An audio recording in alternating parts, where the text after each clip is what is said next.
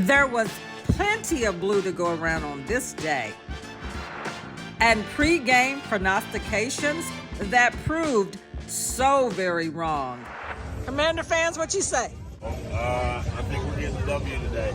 Can't spell Buffalo without an L and Washington without a W, baby. That's right. Cover those eyes. Best not to see what was yet to come for the Commanders. On a day with so many dignitaries in attendance, a damp jury dominating defeat.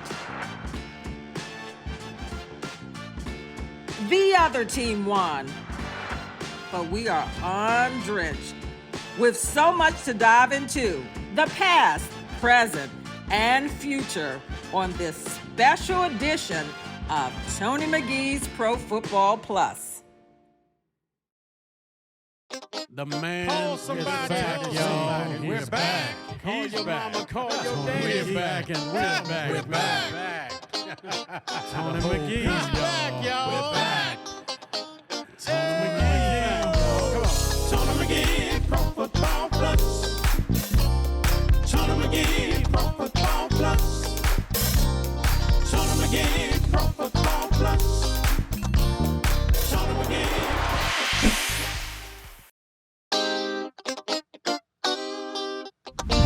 What's up? Welcome to another edition of Tony McGee's Pro Football Plus. And all of you know, you saw that we had an alumni weekend this weekend. That was a very good time. But now, like any good baseball umpire, I'm going to keep it real. It's some players that played out there on Sunday that next year they will be a part of the alumni weekend.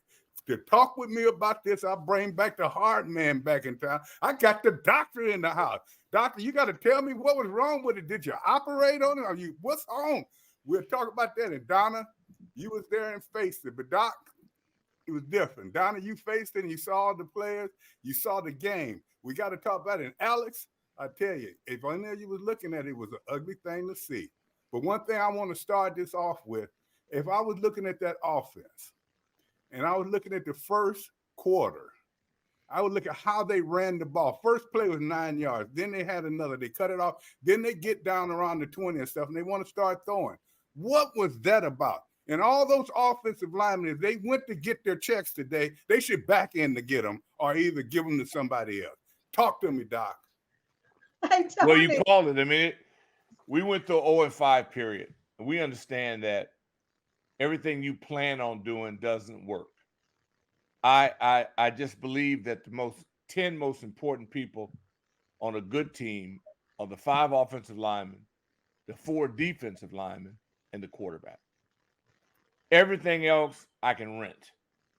But what I got to make sure I own is those 10 people. And the kid struggled again, and he's holding the ball, and we've been saying this week after week. See, I believe in consequences for failure, applause and celebrations for success. You got to now. That's what the coaches have to judge. I don't coach, but I do see. And some things you want to do, sometimes you got to do the things you need to do. And what you got to do, if we're not great in pass pro, then we got to be good at running, or why are you on the team? I mean, nobody, not every guy is great at everything, but everybody that's in a uniform ought to be good at something. And it's their job to put them in a position to be successful. B-Rob was ready to roll, and I felt he was underutilized. I keep thinking that the young kid out of Penn State is underutilized. We got weapons all over the place, but sometimes you got to go bread and butter. And I don't know what our bread and butter is. And teams that are struggling don't have that identity yet. They're trying to get it. And that's the tough thing about where do I go. Now, a lot of those calls are there. If he gets rid of the ball, EB's a genius. If he holds on to the ball, then it's going to be criticized. And that's what happens. And they stunk up the joint and was in the game all the way until the end, to me. 16-0. They proved that in Denver. I never felt they were out of the game until they threw up all over themselves. 9 sacks, 4 turnovers. That's ridiculous. I mean, Hey, Rick, Doc, have you hey, ever? Hey, Go Rick, ahead, you were Donna. exactly right because B. Rob said that he thought that they were running the ball because they were successful in running the ball. And he thought that he said, hey, you know, he had to go with what they were going to be calling. But he thought that they were able to run the ball, like you said, Rick, and then they went away from that. But like you said, you can't win ball games when you're turning the ball over 5 times. I mean, and then not only that, the 9 sacks. When you look back over these 3 games, Howell has been sacked 19 times. And so they're not getting it done up front. There's no way to paint a pretty picture of what took place on Sunday because it was nothing pretty about it.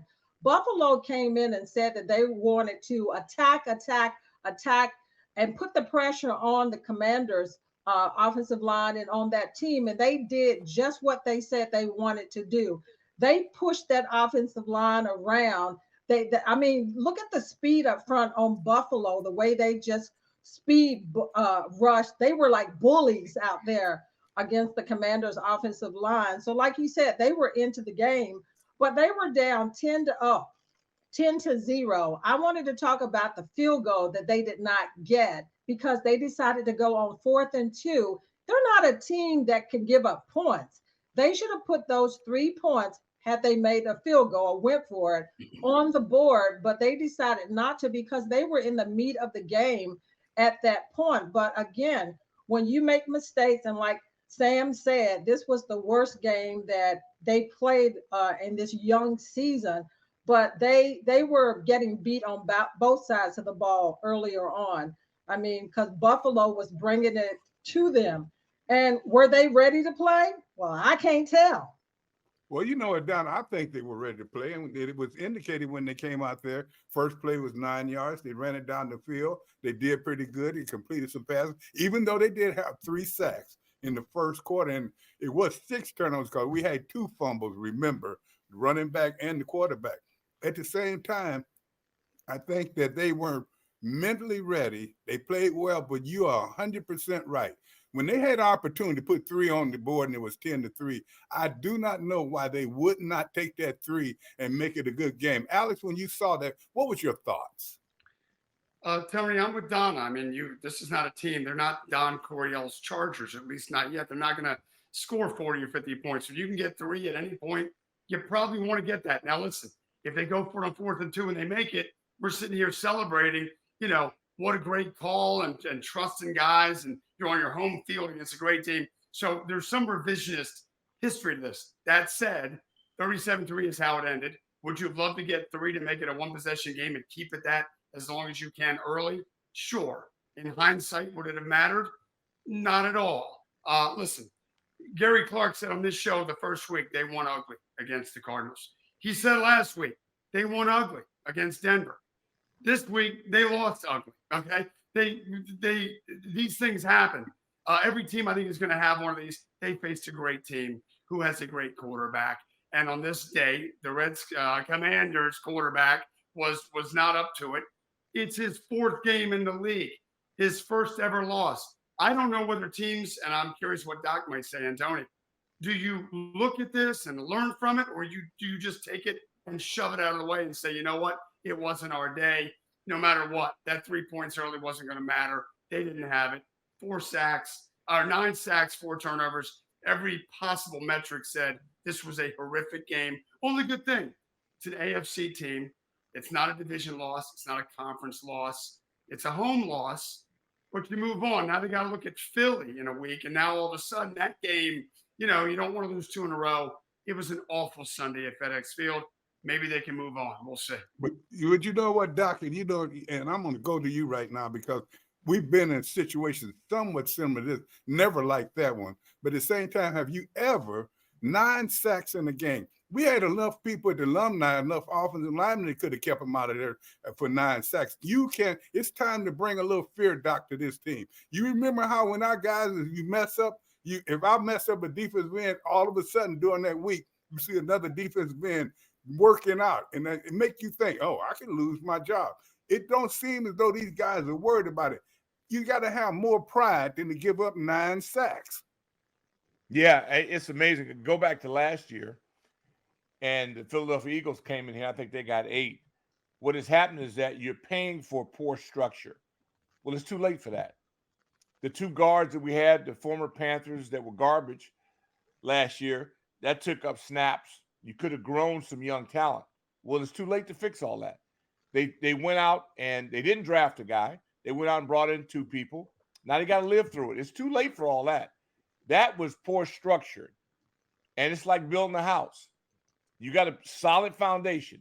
Well, the foundation is not solid because we're not sound at quarterback and we're not sound up front. Those are 2 disciplines that's going to be hard to overcome. They're capable of doing it, but I think they put themselves in a position to be questioned now and not sticking to what's up front. I personally, 4th down, okay, so we're not good pass protectors. Well, I'm running for it. I'm going with B-Rob.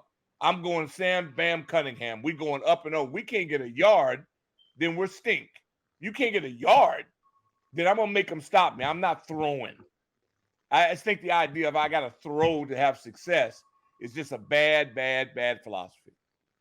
Hey, Rick, and this is not Patrick Mahomes that you can say that, oh man, I can just throw all over the place. You don't have that team. You don't have that quarterback to be able to do that because you've got to look at this is young Sam Howell that you've got to basically work towards his strengths. But I'm still on that offensive line because in 3 games, 19 sacks.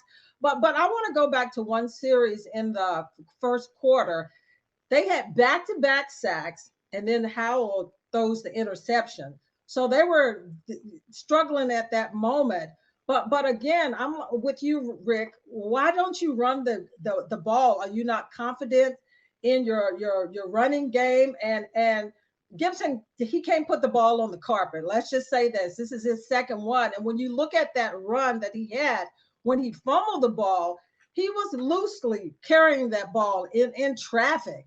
So to me, to make Sam more comfortable, you got to really pound the ball more than what they're doing right now. But Tony, before you got to put your 2 cents in, because I know you're biting to talk about the defense. Let's go to the locker room. I feel like we had success in the run game. Numerous amount of times we picked up positive yards in the run game. I would love to stick to it, as a running back, but sometimes, that's just not what's best for the offense. So with that being said, I just got to control what I control. With my number card, I got to, make the most of it. We have a bunch of guys who can do a lot of things, so I feel like getting us the ball would help these situations a little bit. But it's a group effort at the end of the day. We all got to take part in this, take blame for it. We got to move on. Were you surprised because you all offensively couldn't do some of the things you wanted to today? A little bit, yeah. It was a little alarming, but they played well today. They played better than us. I mean, I think you got to give them credit because they're a championship football team. They've proven that year in, year out. Their defense is really solid. We knew going into the week they were going to make us earn it. They don't really give up a lot of big plays, so force your execution to be on point. So I got to first give them credit. Because they executed, they made us turn over the ball. So they put us in some tough spots. But at the same time, we got to be better staying ahead of the sticks against teams like that. You got to be better with your spacing and making sure you're just getting in second and third and manageable. So their D-line is not able to pin their ears back and come at us. So we had our opportunities to honestly keep the game competitive, and we didn't take advantage of that. And when you don't do that against a really good team, the game could get out of hand because your defense is going to be on the field a little bit longer. In one hand, you do kind of have to flush the game because, each week presents its own challenge, and we're going to go into a hostile environment against a division opponent next week against Philly. And, those games dang near count for 2, because you're in your division and it's a win or a loss. But at the same time, if you don't address the things that we didn't do well today, then those same issues are going to show up next week. And they're a very good football team. They're a championship football team. So it just forces us to really dig deep and figure out what can we do to make sure we get better in 7 days to make sure those things don't happen. He kept his poise, through a storm like that was real tough. And he didn't switch up on nobody. He didn't change his character, and he stuck it out all the way to the last possession we got. And I feel like as a young guy, as a QB, that's tremendous to me because that was a tough one. And he didn't change. He kept his poise, like I said. So shout out to him. Sam's a great quarterback and a tough kid, man. So, I mean, you know, as an offensive lineman, I mean, that's on our unit. You know, we take that personally. We got to do a better job keeping him upright. We got to do a better job getting him that extra tick because, you know, he's a baller. He's trying to make plays. You know what I mean? And that's what we need out of him. So, I mean, our guys up front, I know, you know, I speak for all of us, you know, we take that very personal. Well, you know what, Don, and they kept saying this is a championship team. I don't care about that. It was guys, 22 guys out there trying to win just like you and want to get paid. Don't tell me about championship. Don't tell me none of that crap and start talking about next week. You need to look at this film and see what you did wrong and come back. And when I talk about that, it's just not the offense. I don't even know if our defensive line know what the quarterback's number was on Sunday. So at the same time, when we come back, we're going to talk about them as well. Go out and get your stuff. Put the babies to bed because it's going to get ugly. We'll be back in a moment.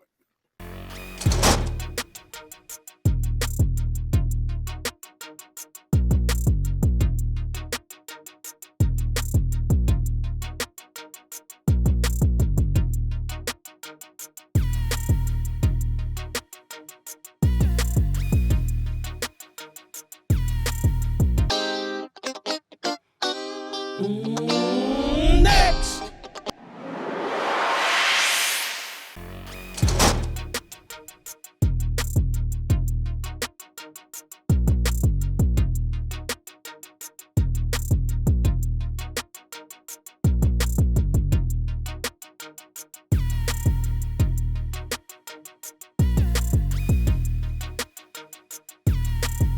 Well, there was plenty blame to go around on Sunday. We talk about the offense. They say the quarterback wasn't ready. They talk about the offensive line was terrible, which we know that this was a part of it. But at the same time, going into the game, everyone's saying this is one of the best defensive line to do this.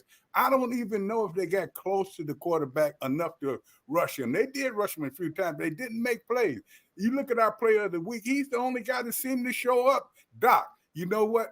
Defenses are the way you win championships. And you know that cannot be a championship defense on Sunday that they just walked them up and down the field whenever they felt like it. Hey, Rick, get him. Rick, please get Tony on that one. Yeah, I was hoping that our defense our front would take care of business. And this guy's tough to deal with. People talk about, you got a guy spying on him. We have linebackers capable, one in particular that can really run. We missed some opportunities, and you know I give the Bills some credit, but then I go and we got 4 horses up front, and I just think that they got to ring that bell a little harder. I mean, to get the recognition, we talk about bags all the time. These guys are talented, and they did not play their best game. And we've got reinforcements. I mean, I think about 4 or 5 of those guys, the rotations keep them going. I knew Duron probably had an ankle. And when an elephant's injured, even though he's out there, if you can't push off, you 3 Bills plus, that's tough. So I go next man up. Do something. We should have been able to put a little bit more pressure on him. We had him in our grasp, but we didn't get him down. And that's the bottom line to it. Now, the offense, they threw up all over themselves, putting those guys back on the field. We hated that. We hated that, turning it over, putting you guys in bad position. Sometimes it happens. Sometimes you bail them out. Overall, this was the stinker that maybe they needed. You know, after getting patted on the back, a lot of celebrations, all this going on. Now we back to reality. The question is now, who are they? And how are they going to respond to this? Because if you got any pride whatsoever, having a sellout crowd, being there, alumni weekend, and you do that, you got to check yourself.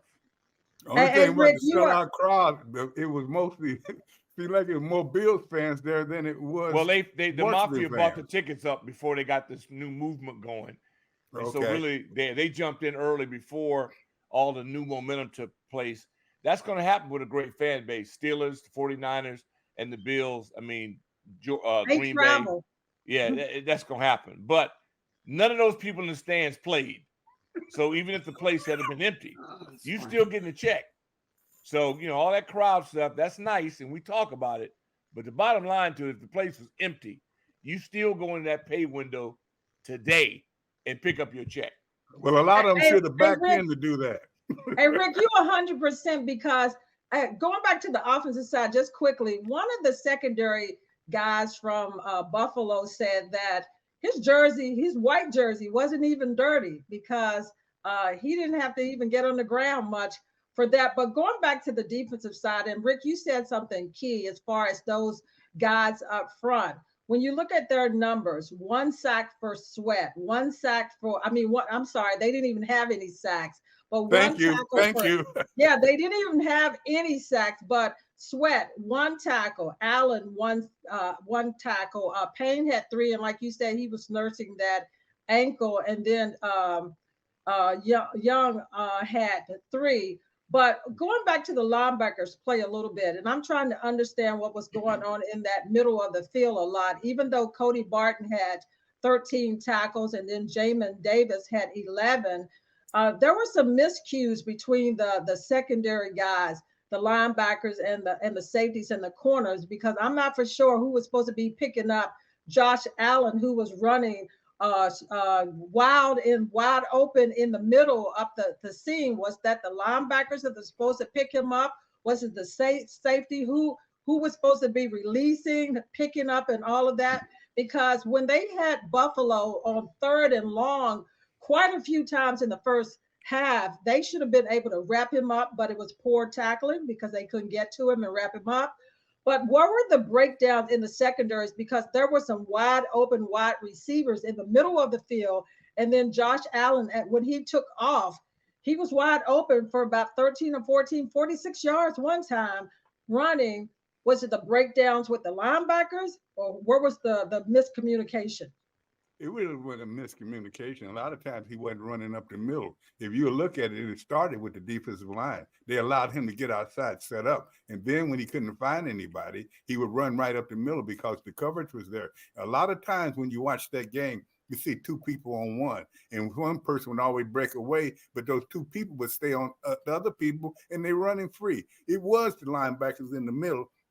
The deep backs, they did okay, but at the same time, you got to start with it wasn't enough pressure, as well as letting a playmaker get outside, and that's what transpired. We know he's a playmaker, so why do you not keep him bottled up in the middle? You don't let him get outside and set where he can see the whole field and he can pick who he wants. That's what happened. And Alex, you know that. Tony, no, I'm not gonna let you off the hook right there, because on those pass plays that were wide open in the middle, that ain't got nothing to do with the defensive front. That was some communication between linebackers. Pressure. What did you say? No sacks. Did you not say no sacks? No sacks, but still, those defensive front. Hey, Rick, help me out. Those defensive front guys did not break down in the middle of the field where it was either the linebackers or the safeties or somebody in there that didn't pick up those guys that were just roaming free, Tony. Well, you know, after 10 seconds, I think I could find Doc in the middle. Not you. Well, yeah, no, you might have, but I look at Jamin Davis, a guy with great speed. And again, I'm not a coordinator, but you would kind of think I got a guy that can match up with him. He can athlete versus athlete. We also have our safeties. We have excellent safeties. And it just didn't appear that anybody had that particular assignment. That I don't know. I've been going over trying to watch this, and I'm going, I never felt we were out of it. That's the thing that's frustrating. The fact that the offense threw up all over themselves and put the defense in bad position still felt like we had a shot. It was just we didn't click. And nobody had the game of their life. Nobody on the defensive side had that kind of game that you go, wow, that surprised me. Because based on the kind of talent we have over there, I thought I'm not a big Buffalo guy. I think they're a little bit overrated. And he had been a turnover machine against everybody but us. And you know, you talk about that, Doc, and Alex, you may remember this because you've been in this a long time. But what we had as a goal, as a defensive unit, you had to get 3 sacks, hold the other team to 17 points or less. We did not see either of those. Anytime you tell me that 4 superstars can't get a sack, I'm having a little problem with that. I want to see how many pressures did they have. How did they let? And we know this guy is maybe the number 1 or number 2 playmaker in the game. So what I'm saying is, you got to be able to do that. And that did not happen. Defensive backs, they did fairly well with what's happened, but it's a unit. And that unit didn't work, Alice, and that's what it looked like. They did not work together. Tony, it's surprising because I think through the first 2 weeks, and frankly, back to last season, I think everybody would agree that the best unit, the best part of this football team, the most consistent part is the D line. They're stacked. They won the game against Denver. I mean, we saw the second half happens. The D line asserted itself, and they won that game in large part because the D line controlled the game. Doc said it so eloquently in the first segment that his 10 most important guys, well, 4 of them are D linemen. So this unit that is so good, listen, passing games come and go. There's days even the best quarterbacks are off. You know, there's some finesse involved with that. Weather can affect that. The one thing that you assume is going to be the most consistent, maybe not always dominant, but certainly could be counted on, is the D line. And it starts there, Tony. If the linebackers aren't having a great day and the D backs aren't either, that Washington D line can mask a lot of that. They didn't Sunday, and they couldn't Sunday. Why? I don't know. Josh Allen's great. Okay, it's the best quarterback they've faced so far. I don't know if he's that good. So for whatever reason, on that day in front of that crowd with those alums, including the 2 of you in the house, they blanked the bed. I don't think it'll happen next week in Philly. I don't think it'll happen much again this season. For whatever reason, on that day, when it mattered most for 3 hours, the D line, which has been so stout and will be stout again and will be relied upon again, they didn't have it. And if they don't got it, the rest of the defense don't got it. And the offense could have scored 20 points that day. But if the defense gave up 37 or 30 with the 7-point on the pick, you're not going to win any football games. This team will win when its D-line does what it's got to do. And then the quarterback and all these other pieces have got to fall in place. Alex, I'm glad that you broke that down. Donna, wait a minute now. You see where he said it starts with the defensive line. But I tell Hey, you Tony, what, how many players is on the defense? it's It 11 takes players. the whole team. It takes the team working together, Tony. Oh, I give it to you. They got 0 sacks, but it takes the whole defense, Tony. You know, and I'm not saying it was all their fault, but it was the whole defense of the unit. That's what Alex is saying. And the one thing that's really why we're saying this, and we're not trying to put them down, and fans, please do not feel that way. What we're trying to say is we depend on them being good each and every week. If you get paid each and every week, you should be good each and every week. You should be your best. You should look at this film. You want to hurt. You don't want to go back into a game saying, okay, I'll make it up next week. Well, you know what? Let's go to the locker room to hear what the players have to say, since Tony doesn't get it right anyway. Everybody's gonna lose one day. I mean, this wasn't gonna be no Cinderella story where we go 17-0, maybe. But we got an L today, so now we finna see what kind of team we are, and not just a small L. We got a big L today, so we finna see how can we bounce back from this? Can we recover? Can we fix the issues that we made today, and not repeat them next week? That's what it is. People are gonna try and exploit the mistake we did this week, today, and then see if we fix them next week, and that's what we need to do. Could you talk a little bit about what went on out there for you all defensively? Not much, honestly. We need to go out there and make more plays. Like I said earlier, we shot ourselves in the foot way too many times to really go out there and give us a chance to win. We made some plays, but we made a lot of errors that usually we wouldn't make. So it was really hard to come back after that. Other teams are going to capitalize on that. So if we come out there and then we beat ourselves, it's going to be very hard to beat another team, NFL team. Hey, Kendall, talk about what happened out there defensively for you all. We just left some plays on the field, just didn't make our plays. NFL is always small little things, small details that if you don't do them, big plays happen. Offenses make plays, and so we just got to all work together as a group, do the little things right, and it'll show up on film. You said that they didn't do anything differently. You all just pretty much shot yourself in the foot. Yeah, I mean, they did what they did, man, and, you tip your hat to them. They made their plays. And I think when we watch the film, we'll see little things that we didn't do that led to them making plays, and you correct it and get ready for next week. Buffalo had 386 yards, 168 rushing yards. You got it, Tony. As I was saying before the power outage, I think Donna made a call here in my neighborhood. I did, because you wasn't saying anything. You didn't want to hear what I had to say, so I'm going back and say it again. It's the unit. You want to hurt in this game. And Doc, I was about to go to you. When you have a game like this, would you make your team watch that film over and over so they can watch it? Or what would you do with it? Yeah, they got to watch it because they got to understand that The technical part, I mean, they got that. This is good. I had people call the post-game show, and they question hustle. They question effort. Now, you may not be real good, but you can damn sure be running out there like a Tasmanian devil. If you know what you're supposed to do, you ought to be 100 miles an hour. Guys were jogging, and I've watched it twice now. And there were some guys in there that they should be embarrassed that they didn't sell out on every stinking play. And with that kind of atmosphere, and you playing at home, and, you know, we've all been down. Hell, we lost in 5 games in a row. We know what it's like. We lost a Super Bowl together. We got humiliated in the biggest stage ever. You got to bring your game out there. Nobody cares about what you did in the past. They care about what you're doing in the moment. And so whether or not the talk is about, did we throw too much? Did we do too much? Whatever we do, we got to do it better. I'm not down on him because the plays he called were there. He can't make the guy throw the ball. You know, and there's been two people talking about, well, would you have taken him out? Yeah, I would have, because I thought he was going to get his head knocked off. I mean, at a certain point, you got to protect him. And he's cool hand Luke, but sometimes you not need to be cool. You need to show some of that Baker Mayfield moxie to get yourself through a bad period. Because you come up there and say, yeah, I held it. Well, you've been saying it every week. I want a week where you say you didn't hold it too long. And you got to trust your instincts. He's spinning around. I mean, 9 sacks, man. Come on. I mean, they're not as bad as that. And that's the tough thing. Them old offensive linemen, they got pride too. And you throw that ball away, we go play another game. We go another down. But this pointing fingers and stuff, they all stunk, okay? And people have stinkers. What they got to do is figure out what's going to stop that from happening in Philadelphia. Because there ain't no switch you turn on. What's going to stop that from happening in Philadelphia? And that's all what I would say to him. And let's You're move absolutely right.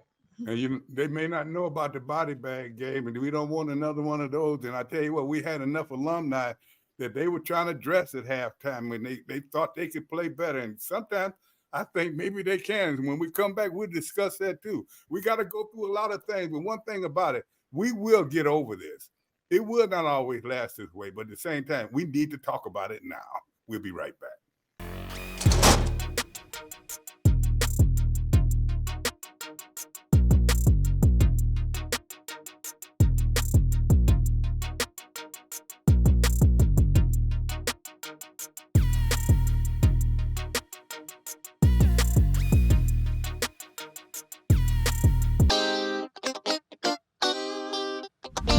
What's up? One thing you can guarantee, everybody's going to be a legend. At some point, you're going to transition away from this game, and so to see what that life looks like past that, it really gives you a picture where you don't have to be afraid or have anxiety towards it, because you've done this all your life. I was fortunate enough to play 15 years, so I was done when I was 36, 37. That's all I really knew. But again, I had guys like Dale Green, Brian Mitchell, guys that transitioned before me and were thriving in their life after football, so that gave me a picture of what life could really look like. A fun game for you because you played with both teams. Yeah. I know that's why I didn't quite know how to dress for the day. Should I put something on? So I just went real neutral, beat the other team, you know. So if you ask me what team you like, beat that team, you know. What team you like, yeah, beat the other team, right? So I can just kind of stay right there in the middle, not ruffle too many feathers. But obviously I have an infinity for the DMV in Washington and everything that it's did for my life and my family. And so it's really cool to be here today. It's great to see the energy, the freshness of what Josh is trying to do here. I think we've always tried to honor the past and look and really get behind the present. I think us as players, we're held accountable to the guys that played before us. You know, the guys that the Joe T's and the Sonnies and Billies and Dougs, and having them around Redskin Park, having them around the games on the field. There's a high level of quality of play that we're held accountable to, and I don't think that's ever kind of happened here. And how fun is it to be back here with all these alumni? And look at Brian Rappo is right there. Finish your interview, man. Thank you. It's always fun to see these guys, you know. We don't get to see them enough. The Washington Commanders should do it more often so that we can see each other more and keep growing the family, because we have to keep supporting it, and that's what it's all about. And I enjoy seeing the older guys. Now I'm a young old guy, so it's always good to be back. I tell you what, those alumni and those guys, they were really hyped up with the game, but they really was hyped up to be back. And when you think about it, it was a lot of people that worked together. They were special at that time. And speaking of special, we cannot say anything but the special teams, that the special teams player of the week was the gentleman that made the 50-some yard field goal at the end to keep it from getting shut out. When you can say that, that's a sorry thing to say. And you start looking around the league, now people going to start looking at the analogy that, oh, well, Dallas lost and the Giants lost, and if Philly were to lose or what of that, we're okay. No, we're not okay. When you want to be one of the best, you need to improve each and every day, not each and every or some days, each and every day. And that's what we didn't see. And when we look around the league, these teams are going to look at that film and they will know exactly what to do to this team. Doc made a great point when he said, we were talking about them a week ago, Doc, how they were hustling. They looked like they was in shape. And I looked just like you did. You see people walking around and everything out there. What was the deal on that? It's a head scratcher. I mean, you can say everybody's been there, but it wasn't like weather. It was no other circumstance. I mean, it's hard to see. I mean, Bieniemy, he'll take some hits on this as well, but I still believe in what he's preaching and teaching. And that is urgency. Now, again, everybody's saying pass happy. If they were throwing the passes and not completing them, I would agree. But every time they get out there, and if he throws it, it works. Their problem is they can't get the ball out of his hands. And I think the only way you might have to motivate him is by putting the other guy in. I mean, we ain't got nothing locked in stone. I like Sam a lot, but I don't like him enough to lose with it. I'm going to tell you that right now, because you got to have a sense of urgency. Every game is life or death. Thank you. You know, we ain't growing. They talking about, well, we don't know who's going to be here. Ain't nobody worried about next year. I'm not worried about I'm worried about next week. That's it. This team starts off slow every stinking season. All right? And it's too late to fix all that. If we want to break it down as to why they are where they are right now, it's too late for that. This is who you got. You got to do the best you can. And if not having all of them run out of town as a result of poor production ain't enough to motivate them, then so be it. They'll mess around and be with the alumni next year down That's at right. Everybody like be that. there. Yeah, Hey, all Rick, of them will be there. Hey, Rick, you're right, because when do you pull Sam in a game like that where he was struggling so bad, with the interceptions, the 4 interceptions, and you could just see that the game was overwhelming for him because Buffalo threw everything at him, and everybody's going to throw everything and teams are going to do that with a young quarterback. They're going to basically say, look, we're watching the films. The film are out there now. We're going to throw everything at him. And they did just that. And you could see that he couldn't adjust because it was coming so fast at him. So when you look at the coaching, you basically say, hey, should we have taken him out possibly in the second half of the game, maybe like middle part of the third quarter when they weren't totally out of range of this game? And because he wasn't going to get better. You're trying to work him through the mistakes and all that, the growing pains. This is not a growing pains situation because, like you said, Rick, you want to still win games and everything. So you got another quarterback sitting in the wings that's got a little more experience, and maybe he needed to come in at that moment. But when do you pull him? Did you hurt him more? I agree with you on that, but I'm going to go to Alex on this, but I'm going to say something right away. Mm-hmm. Yeah, we needed to pull him. I felt that way. But it was 5 other guys out there up front that you need to pull and you didn't have people. That was like bucket of blood and tea kettle of hot scalding water. Which do you choose? You couldn't pull us off of the line, and they didn't do their job either. So we can't blame it all on him. That's that whole offensive unit, and they got to pull themselves together, Alex. Do you not feel that way? Tony, do you mean pull him because he was ineffective and make a quarterback change? Or do you mean pull him to protect himself so he just doesn't get beat up anymore? Those are 2 very different things Because I just heard Doc, you know, in this town, somebody used to tell me the two most important positions in Washington was the president and the quarterback of the Washington football team, and not necessarily in that order. Did I hear Doc potentially not advocate for, but at least float the idea of a quarterback change? And Tony, did I just hear you say, should we be thinking about switching a quarterback? What are we talking about here? No, we're talking about the game only. In that game. We're not talking about Yeah. changing. No. He's my guy. It was the third quarter. I mean, by the third quarter, once I see that his brain is not functioning to the point, he has lost the feel for the game. Yeah. If they bring in that kind of pressure and you taking them sacks, I got to put another guy because I'm still trying to win the game. I'm not taking your job from you, but I'm trying to win the game. They talking about developing the future. There is no future. Future is right now. And that's where I differ. I would have gone for it on the 1 yard line. I got Sadiq Charles. I got Gates. I got the Longhorn. My core in the middle is powerful. Let them show it off. Yeah. If their weakness is pass protection, then run. I mean, what more do you have to do? You got to get beat to death before you come to realization. That's poor management. And Sam was getting beat up. But that may have been the big problem. I mean, they were coming at him so much he didn't have a chance to do anything. But at the same time, no fans. We're not talking about take the job. We're talking about take the moment. And that's what we want. As Doc said, we want to win this game right now. If he doesn't have it today, then we get somebody in that do have it. And that's what's going to happen. Because next week, Tony, is not going to get any easier up in Philadelphia, because if you think Buffalo's defense was something, well, Philadelphia's is too.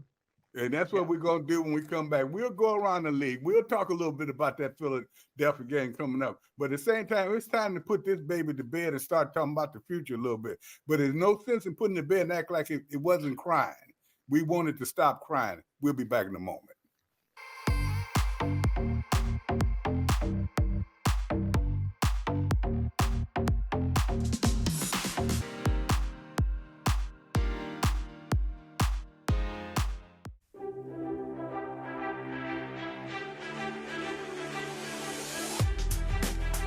Hey guys, today's workout, I want you guys to join me in a treadmill run and a short Tabata circuit like. I need something for me to gauge how hard I'm working, if I'm working soft or working hard, and that's his heart rate monitor. This strap right here, I'm gonna turn around so you guys can see my perfect abs, and I'm gonna use this to help me know where the zone I'm at, where I wanna be at. For me, I like to be in my 70s. That's what I feel like I'm getting a great workout. But for those who don't know how to gauge their heart rate, 220 minus your age, then you add a percentage to it. The first thing I do when I come here is I go back here and I stretch out my Achilles. Just like this, my calves. Can you get down? I switch them up for about maybe like, 30 seconds. I turn the speed on like 2.5 and I just walk. Just watching TV. Try to get myself not motivated, but just get ready for what's about to happen. So I walk, and I do this for probably about like 5 minutes. Bump it up every minute for what? Once I stop doing that for 5 minutes, I stretch. I stretch my calf out. I mean, not my calf, my quad. We're gonna do our warm up, 5 minutes. Then we're gonna do my workout called 20-10s. It's pretty much Tabata. I'm gonna run for 5 minutes, which is gonna give me 10 reps. Run for 20 seconds, rest for 10 seconds. Run for 20 seconds, rest for 10 seconds. So far it's running 127. Now I'll start putting up the incline. I'm gonna put it up by 3.5, just a little bit. Speed at 3.4, heart rate 117. 119. Right now I got it at 5.5. I'm starting right now. Boom. This is going like I'm jogging. But I'm not. Hey! Woo! 163.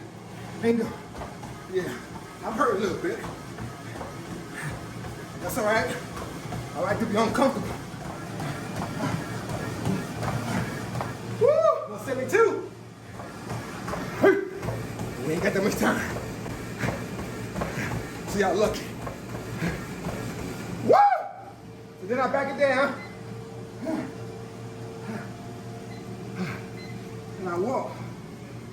5 minutes. Heart rate at 170, 169. Then I bark a little bit. Again, incline. Same as mine. Put it at 8. Speed at 6.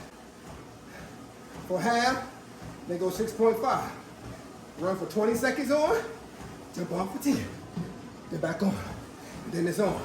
And once you feel yourself getting in shape, you can increase that another 5. 10 minutes. That's 20 reps. High intensity, got your monitor. And your heart rate still at 160, you got a problem. And you need to get it checked out quick. If you get off, you stop and your heart rate is at 170, you only went down maybe like 5 or 6, you got a problem. It needs to drop. Not quickly, but if it all depends. If it drops real quick, you know you're in great shape. It's that simple. Ricky Irvin trying to get us in shape, Tony. Wearing that South Carolina shirt. Look at He him. looked pretty good in it though, and I tell you what, I no, know he's about that heart rate. Y'all see that I made Ricky run this year. I wanted to ask you about that, Donna. We only got a few moments, but you should have shown us that all that talk you be doing, but I'll leave that alone I right know now. because I'm the trainer this year. I got Ricky doing the work this year and not me right now, Tony. But you can't even talk, Rick. Listen to him talking. We've been trying to get him down there to work out with Ricky for a long time, but he keeps running. But Tony, let's go around the NFL. Let's talk about the Saints and Green Bay. Derek Carr is out with a shoulder injury for the Saints. How big is that? And Green Bay came back and won that game. I tell you, that was interesting, but at the same time, he was that important to the team. Green Bay was just holding on, really, to me in a way, anyway. And that's a big win for them. I don't know if it'll make them any better or anything, but with Carr being out, that's going to hurt their team. And their team was one of the surprising teams of the year. Good defense. Yeah, real good defense. But then you look at the other games. I mean, how can you let somebody put 70 points on you? Some things happening in Denver I've never seen. Alex, 70 points. Was that a basketball game or what? Tony, those dudes might be working out with Ricky Irvin. The Dolphins guys are all like the fastest guys in the entire league. 70, Tony. And they could have gone for 73 to tie the record. That number is etched in Washington football lore and not in a good way, as many of us know. And he didn't. He didn't kick the field goal. He just said, you know what? 70 is enough. Sean Payton, I don't know. I mean, this guy comes to Denver. He's supposed to be so fantastic. Obviously, the Washington team won there a week ago and showed that they may not be so great. But 70 points in the National Football League and with time to spare. I'll tell you what, Dolphins play at Buffalo this coming Sunday. That offense up there, obviously the Buffalo defense, had its way against Washington. We'll see if they can do anything to slow down the Dolphins team. That might be the game of the year so far. That one right there. Not only did they score 70 points, but they had 726 yards also. And then this was the last time the Washington Redskins beat the Giants back in 1966, scored 72 points. But Tony, let's go up the road to Baltimore. They suffered an L also. Mistakes killed them. The Ravens had 4 first half fumbles, losing 2 of those. And they've got some hiccups on their side of the ball too. They're struggling right now, but turnovers killed them and gave them that L up the road a little ways. I think they're a little bit in trouble. I like the Ravens a lot, but they seem to be something is the running back get hurt, somebody else get hurt, quarterback is still trying to do the job. Now I'm losing a little faith in them because they're losing games that I think they should have won. Then you go back and you look at the Cleveland who came back and they won a game when everybody thought that they were going to be done with it with Chubb gone and everything. Doc, it's really a crazy year right now thus far. And you can't really pick out. You always wanted to say Kansas City will be there. But when you look at both sides of the ball, at the defense, not the defense, but the NFC and the AFC, you can't really pick one that's really dominant right now. No, these lingerie preseasons Yeah. cost us some of the worst football we've seen over the past 5 years in September. I believe in the Ravens and how they structure football. I love their approach, but they got a new coordinator. People got to understand, and you know it. I mean, I had 5 different head coaches my first 5 years in the league. Everybody thinks the NFL is like a major corporation that's run like a financial firm or a law firm. It's not. There are a lot of imposters holding positions in this league. People that couldn't bust a grape, but they're friends of somebody who has influence. And as a result, there are a lot of people coaching individual positions that aren't qualified. And people don't get necessarily better. They work their way into it, and that's what November is all about. By the get through October, you'll start seeing the cream will rise to the top. This happens every stinking year now. It's what it is. Because of preseason being so sloppy. But Tony, before you go to break, let's just hit with the Dallas Cowboys right now. You know they lost. They gave up 400 and some yards. They had 13 penalties. 10 of those were in the first half. So they've got some offensive line problems also, Tony. So it ain't just offensive line, Donna. You know what they did? They exposed that defense. Long as you go side to side with that defense, you're never going to win. If you run up the middle on them, you're always going to be successful. Everybody's going to start picking that up, and it's going to you tell them that Dallas team pretty soon. And that last throw that he made, it was three receivers in the area and one receiver and 3 defensive backs, and he threw it to one of the defensive backs. So if you look around the league right now, it's a lot of people crying on this day because what happened on Sunday. But at the same time, it's an unsettled league. And Doc, I totally agree with you. Not just the training camp, it's the way they practice now. That's why they're not going to get better. So what we're going to do is we're going to practice a little bit while we go out and get some food, and you guys do that. And when we come back, we're going to have to do picks sometime during this show. I took a whooping last week. We'll be back in a minute. In the Minute with Tony and Donna. You can catch them weekly on their podcast, and you can also subscribe to their YouTube channel, In the Minute. Tony McGee's Pro Football Plus Speakers Bureau offers you various opportunities to connect with former and current players along with Tony and the crew. For more information, go to redmagplus.com Speakers Bureau. One more thing. 39 years. Not many shows can claim a streak like that, but Tony McGee's Pro Football Plus sure can. Tony McGee, a burgundy and gold legend on the field and for decades now on the air, is once again excited to bring his one-of-a-kind program to his legion of fans across the Mid-Atlantic. How to last so long? By always delivering unique, insightful, entertaining, and oh yeah, fun, lots of fun, week in and week out. Tony's cast includes the legendary Gary Clark, the impeccable Donna Hopkins on the Burgundy and Gold beat for decades now, as well as icons from Washington football, past and present, not to mention the Pro Football Hall of Famers who flock to Tony's show year in and year out. There is not a show dedicated to football fans like this one, and the proof is in the almost 4 decades that Tony McGee's Pro Football Plus has been the go-to stop for fans who want content that only Tony and crew can deliver. This season promises to be yet another exciting one for the team, the league, the show, and its fans, and we want you to be a part of it.